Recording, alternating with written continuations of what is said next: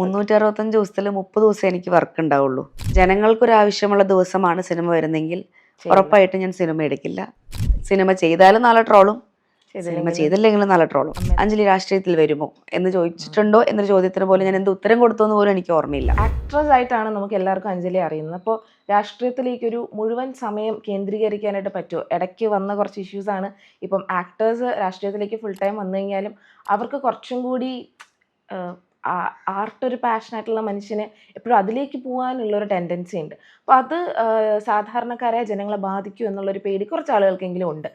സിനിമാക്കാർക്ക് മുഴുവൻ സമയ രാഷ്ട്രീയം പറ്റുമോ എന്നുള്ള ഒരു ചോദ്യം വോട്ട് കുത്താൻ നേരം അവരുടെ മനസ്സിലേക്ക് ഓടി വരുന്നുണ്ടെങ്കിൽ അതിന് എന്ത് മറുപടിയായിരിക്കും കൊടുക്കാനായിട്ട് സാധിക്കുക? എന്നെ സംബന്ധിച്ചിടത്തോളം ഞാൻ കൂടുതലും ക്യാരക്ടർ റോൾസ് ചെയ്യുന്ന ഒരാളാണ്. 365 ദിവസവും എനിക്ക് പണിയില്ല. 365 ദിവസത്തിൽ 30 ദിവസം എനിക്ക് വർക്ക് ഉണ്ടാവുള്ളൂ. ഒരു സിനിമയിൽ 2 ദിവസം, അടുത്ത സിനിമയിൽ 4 ദിവസം, അടുത്ത സിനിമയിൽ 1 ദിവസം, അങ്ങനെ പോകുന്ന ഒരാളാണ്. അല്ലെങ്കിൽ മാക്സിമം ഒരു 10 12 ദിവസം ഒരു വലിയ വേഷമാണെങ്കിൽ പോലും. അതിനപ്പുറത്തേക്ക് ഞാൻ ഫ്രീ ആണ്. അപ്പം സിനിമ വന്നാൽ പോലും ഇപ്പം ഇങ്ങനത്തെ ഒരു മെയ് 4-ാം തീയതി എൻ്റെ പേരാണ് ഉയരുന്നതെന്നുണ്ടെങ്കിൽ ഒരിക്കലും ജനങ്ങൾക്കൊരാവശ്യമുള്ള ദിവസമാണ് സിനിമ വരുന്നെങ്കിൽ ഉറപ്പായിട്ടും ഞാൻ സിനിമ എടുക്കില്ല.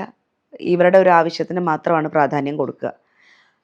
സുരേഷ് ഏട്ടൻ, ഗണേഷ് ഏട്ടൻ, ദേവൻ ചേട്ടൻ, കൃഷ്ണകുമാർ ഏട്ടൻ ഉൾപ്പെടെ എത്ര പേരുണ്ട്.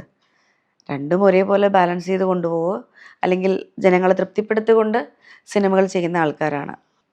പിന്നെ ഇതൊക്കെ നാളത്തെ കാര്യങ്ങളാണ്. നമ്മളിപ്പോൾ ഇന്ന് പറയുകയാണ് ഞാൻ സിനിമ ചെയ്യും, അല്ലെങ്കിൽ ഞാൻ നല്ല സിനിമ ചെയ്യില്ല എന്ന് പറഞ്ഞാൽ സിനിമ ചെയ്താലും നാളെ ട്രോളും, സിനിമ ചെയ്തില്ലെങ്കിലും നാളെ ട്രോളും. അമ്മയെ തല്ലിയാലും രണ്ട് പക്ഷം എന്ന് പറയുന്ന പോലെ. അപ്പോൾ ഇതൊന്നും ഇന്ന് പ്രവചിക്കാൻ പറ്റുന്ന കാര്യങ്ങളല്ല.